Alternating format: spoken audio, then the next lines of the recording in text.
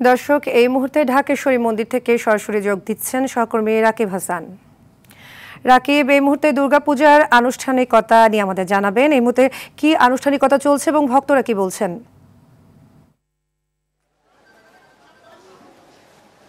সাদিয়া, সনাতন ধর্মাবলম্বীদের কিন্তু আজকে সবচেয়ে বড় উৎসব শারদীয় দুর্গোৎসব।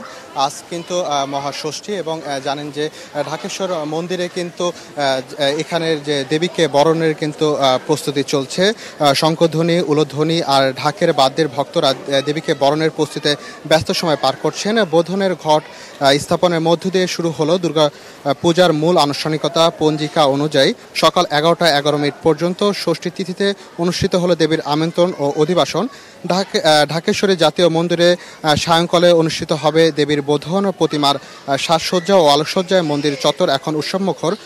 সন্ধ্যায় কলা সাধন, চক্ষুদান, বোধনের মধ্য দিয়ে দেবীর প্রাণ প্রতিষ্ঠা সম্পন্ন হবে। প্রতি বছর বিভিন্ন বাহনে সপরিবারে শ্বশুরবাড়ি কৈলাস থেকে কন্যারূপে দেবী মর্ত্যলোকে বাড়িতে আসেন।